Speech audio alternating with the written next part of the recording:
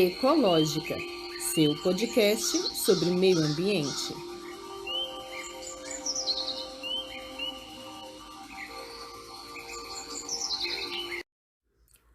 Olá, sou Tatiane Costa e este podcast irá explicar, conversar, debater e te atualizar sobre todas as questões acerca do meio ambiente. Sejam todos bem-vindos e bem-vindas. Olá, ouvintes! Hoje é quarta-feira, 16 de março de 2022 e está começando agora mais um episódio do podcast Ecológica. E no programa de hoje irei falar sobre o pacote da destruição, que tramita no Congresso Nacional no quadro Meio Ambiente em Pauta.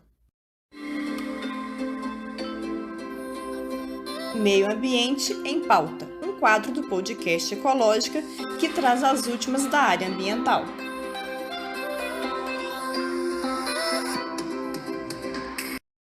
Hoje falo com vocês sobre o pacote da destruição, que está tramitando no Congresso Nacional. O tal pacote é um conjunto de leis que promove o desmonte da proteção ambiental e dos direitos de comunidades, como o direito dos povos tradicionais. É um verdadeiro retrocesso ambiental, pois, se aprovada, as leis que compõem o pacote da destruição resultarão no comprometimento da saúde e segurança alimentar da população, na liberação do garimpo e da construção de grandes empreendimentos em terras indígenas, na destruição do meio ambiente, no surgimento de novas doenças devido à destruição do meio ambiente, no aumento de doenças já existentes também decorrentes da destruição do meio ambiente, na ocorrência de catástrofes climáticas e no aumento dessas ocorrências, na ocorrência e na intensificação de crise hídrica, no contato com indígenas isolados e na retomada de reservas indígenas por parte da União, no agravamento da crise da emergência climática, dentre outros.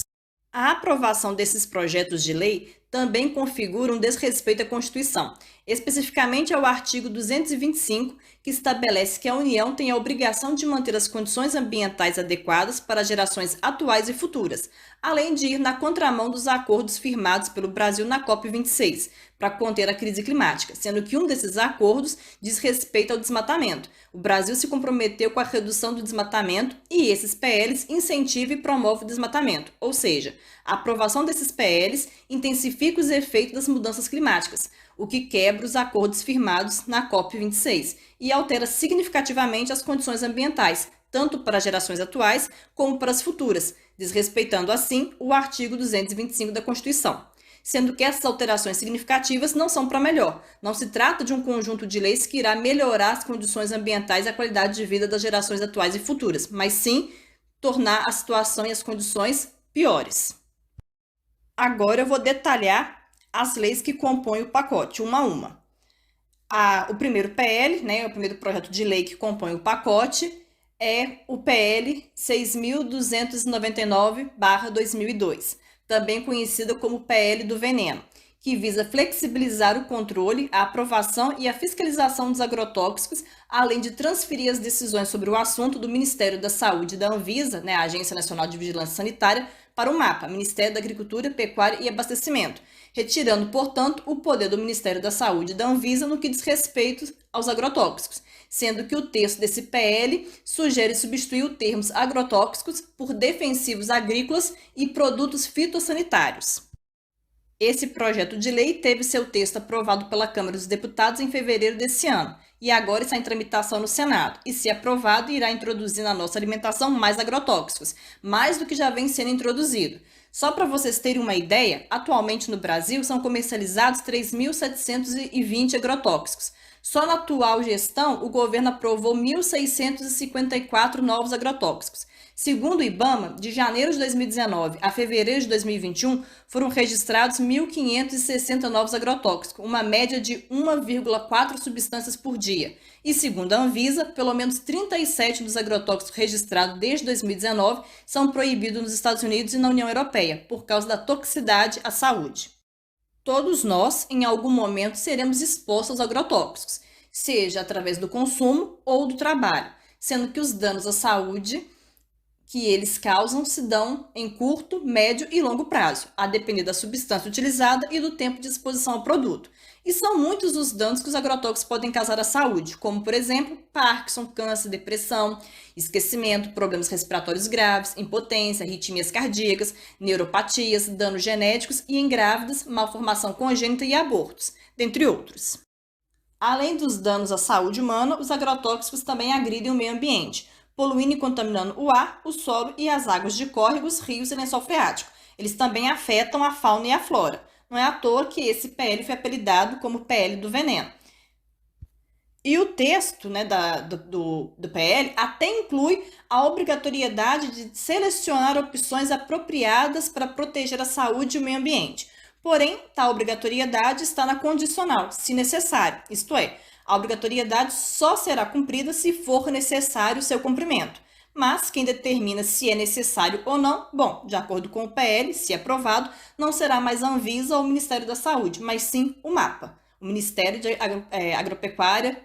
Agricultura, Pecuária e Abastecimento, desculpa.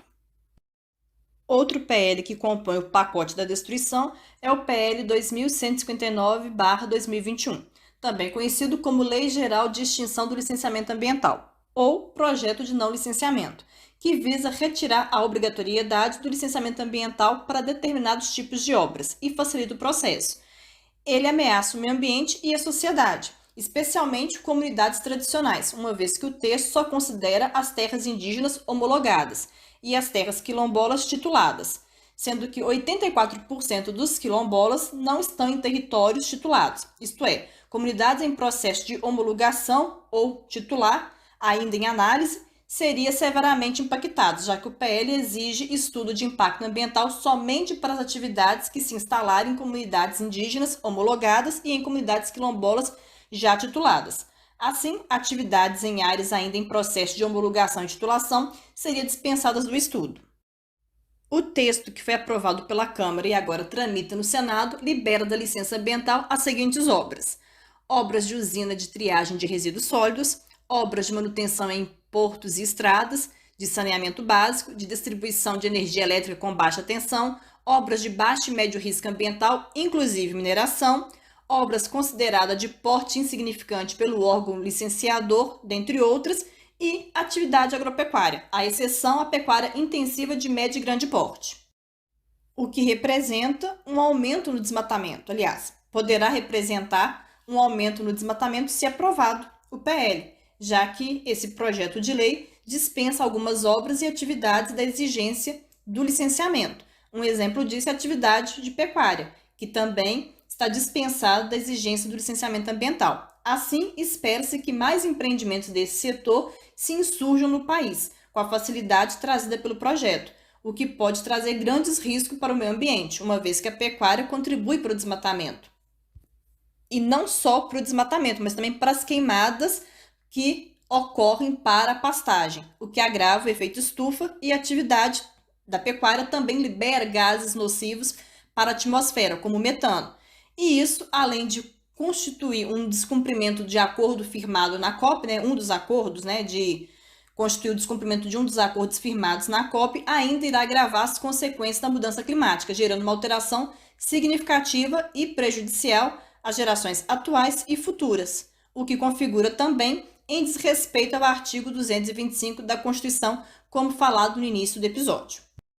Sem falar que os danos do desmatamento não se restringem somente ao meio ambiente e sociedade, mas também à economia. Muitos desses danos ao meio ambiente, sociedade e economia, segundo alertam os cientistas, poderão ser graves e irreversíveis. Um dos motivos para a elaboração desse projeto de lei é o tempo de espera para obter o licenciamento ambiental, que tem sido alvo de muitas críticas, devido a esse tempo de espera ser grande. No entanto, essa demora se justifica pelo fato de que o licenciamento ambiental é um processo delicado e extremamente relevante e que precisa ser analisado de forma minuciosa, não podendo ser feito às pressas. Isto somado à atual insuficiência de funcionários responsáveis por esse processo e somado também à complexidade de alguns empreendimentos, tem gerado um alto represamento de demandas do licenciamento, provocando um tempo de espera muito grande para obter o licenciamento. Entretanto, a solução não está no desmantelamento, no desmonte completo do processo e de suas estruturas, mas sim no seu fortalecimento para garantir o desenvolvimento sustentável do país. E isso se dá através da contratação de mais profissionais qualificados para dar celeridade aos processos, sem comprometer a integridade do mesmo, bem como a manutenção das leis já existentes hoje, que garantem que o país se desenvolva de forma sustentável, sem afetar negativamente o meio ambiente e a população, sem comprometer também as condições ambientais para a nossa geração e para gerações futuras. O terceiro projeto de lei que compõe o pacote da destruição é o PL 490/2007, que altera o marco temporal para a demarcação de terras indígenas, modificando regras do Estatuto do Índio. A Constituição Federal, ela estabelece que as demarcações devem ser feitas pela União através da abertura de um processo administrativo pela FUNAI, com uma equipe técnica multidisciplinar que inclui um antropólogo, não havendo a necessidade de comprovar a data de posse da terra, uma vez que os indígenas são os povos originários, ou seja, já ocupavam o território quando os europeus chegaram aqui. No entanto, o texto do PL cria um marco temporal para a demarcação de terras, isto é, só serão consideradas terras indígenas aquelas que foram ocupadas por eles desde a promulgação da Constituição Federal, em 5 de outubro de 1988. Portanto, se aprovado o PL, pedidos de demarcação de terra que não comprove a referida data de ocupação serão negados. Outro ponto do PL é a proibição da ampliação de reservas indígenas já existentes e a alteração do uso exclusivo dessas áreas pelos povos tradicionais, abrindo espaço para exploração hídrica, energética e minerária, como mineração em garimpo, abrindo espaço também para expansão da malha viária, caso haja interesse do governo, além de liberar o cultivo de plantas geneticamente modificadas em terras indígenas. E também o contato com povos isolados em territórios de utilidade pública, sem especificar o que seria utilidade pública. E permite também a entrada e permanência de forças armadas e Polícia Federal, sem a necessidade de consultar as etnias que ali habitam. Em suma, o projeto de lei, se aprovado, irá destruir as comunidades indígenas, seus territórios e o meio ambiente, pois, segundo a ABIP, Articulação dos Povos Indígenas do Brasil, ao todo, foram desmatados 125 quilômetros quadrados de floresta amazônica em 2021, em função da extração de minério na Amazônia, um aumento de 65% na comparação com 2018. E toda essa extração gerou outros impactos além do desmatamento, além da perda da cobertura florestal. Provocou também a contaminação de cursos d'água, a contaminação do solo e a contaminação das pessoas que se utilizavam desses recursos naturais no entorno das minas. Isso tudo segundo Rosana Miranda, assessora da campanha da Amazon Watch no Brasil. O próximo projeto de lei que compõe o pacote da destruição é o PL 191/2020, que regulamenta a exploração em terras indígenas. O texto visa regulamentar o parágrafo 1º do artigo 176 e o 3º parágrafo do artigo 231 da Constituição Federal, para estabelecer as condições específicas para a realização de pesquisa e da lavra de recursos minerais e hidrocarbonetos e para o aproveitamento de recursos hídricos para a geração de energia elétrica em terras indígenas, pois a Constituição estabeleceu regras gerais para as atividades minerárias e para o aproveitamento de potenciais energéticos em todo o território nacional, mas criou regras específicas e mais restritivas para a possibilidade de sua prática em terras indígenas. Então, o projeto de lei visa fazer as alterações na Constituição, na lei, para criar condições para que essa prática possa ocorrer, para que a prática dessas atividades sejam permitidas em terras indígenas. O texto também estabelece que compete ao presidente da República encaminhar ao Congresso Nacional pedido de autorização para a realização das atividades previstas no PL em terras indígenas. E mesmo que as comunidades indígenas sejam contrárias a essas atividades em suas terras, o pedido será encaminhado. E a justificativa para a criação do PL é o argumento de diminuir a dependência do Brasil em fertilizantes. Argumento esse que passou a ser bastante explorado pelo presidente da República, que também é o autor do projeto, nesse momento, devido à guerra entre Rússia e Ucrânia, pois boa parte dos fertilizantes usados aqui no Brasil vem da Rússia, sendo que no momento, devido à guerra, as importações de fertilizantes se encontram paralisadas. Então, no sentido de o país ter uma independência quanto aos fertilizantes, o presidente pediu urgência à Câmara para aprovar o projeto. No entanto, há outras alternativas para o país sem que seja a exploração de terras indígenas, como, por exemplo, a importação de fertilizantes de outros países, tais como Canadá, Estados Unidos, Marrocos e Irã. E além da importação de outros mercados, há também uma outra alternativa para resolver a dependência do país em fertilizantes, sendo que esta é a melhor solução para o problema, que é a agroecologia, ou seja, é substituir o modelo atual do agronegócio para a agroecologia, pois assim acaba com a necessidade de fertilizantes, de se usar fertilizantes, uma vez que nesse modelo de produção o uso de fertilizantes químicos é eliminado. E esse modelo elimina o uso de fertilizantes a partir da adoção de algumas espécies de plantas na produção, que são capazes de fornecer todos os nutrientes necessários para as demais espécies e de gerar fertilidade ao solo, uma vez que o foco da agroecologia é o processo de construção da fertilidade, sendo que essa fertilidade ela é construída a partir do uso de esterco, pó de rochas, da criação de condições físicas e biológicas adequadas, como temperatura e umidade no quesito condição física, e favorecer a existência de micro-organismos no quesito condição biológica. E também é criada a fertilidade a partir também da adubação verde, que consiste em uma técnica agrícola que promove a reciclagem de nutrientes do solo por meio do plantio de determinadas espécies de plantas, preferencialmente de leguminosas e gramíneas, a fim de tornar o solo mais fértil. E o sistema agroecológico, além de acabar com o uso de fertilizantes pelos motivos agora há pouco mencionados, ele também não utiliza de agrotóxico, tornando o alimento produzido a partir desse modelo saudável e seguro, além de proteger o meio ambiente e as pessoas das contaminações por agrotóxico. O sistema de produção agroecológico também evita o desperdício de água, por utilizar o recurso com consciência, e realiza a diversificação da produção e faz o uso de técnicas de manejo que não agride o recurso natural, os recursos naturais como um todo, né? Portanto, são muitos benefícios da agroecologia que se apresenta como solução, não só para a questão dos fertilizantes, mas se a gente for parar para pensar, mas também para a questão dos agrotóxicos, tornando assim desnecessário os PL 191/2020 e o PL 6.299/2022.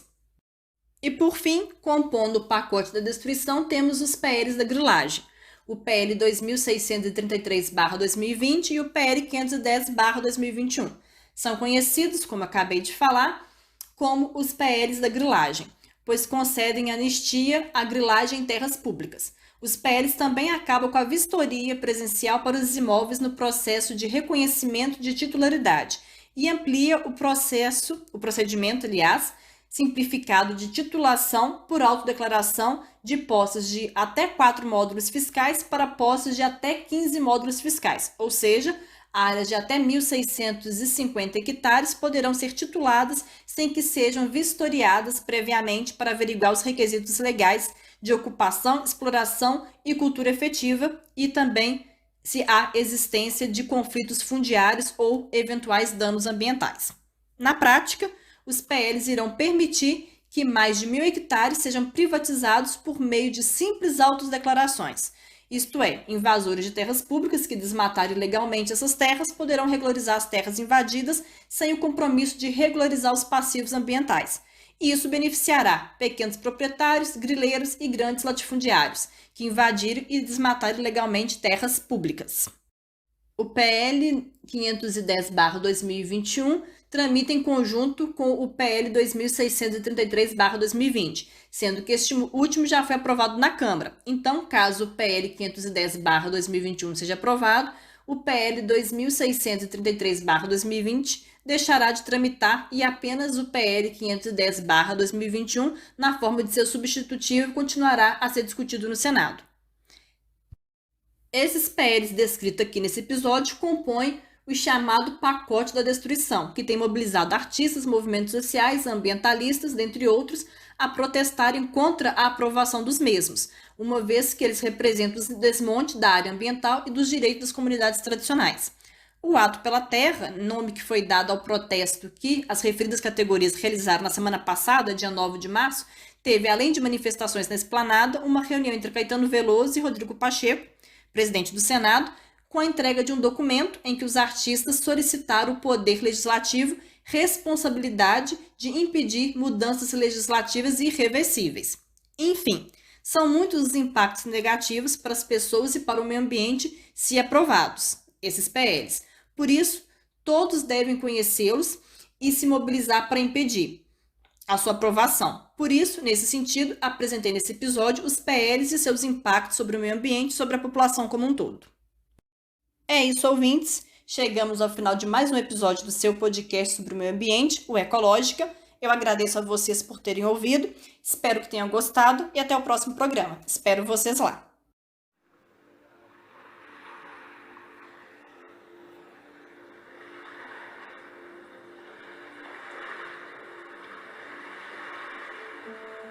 Ecológica. seu podcast sobre meio ambiente.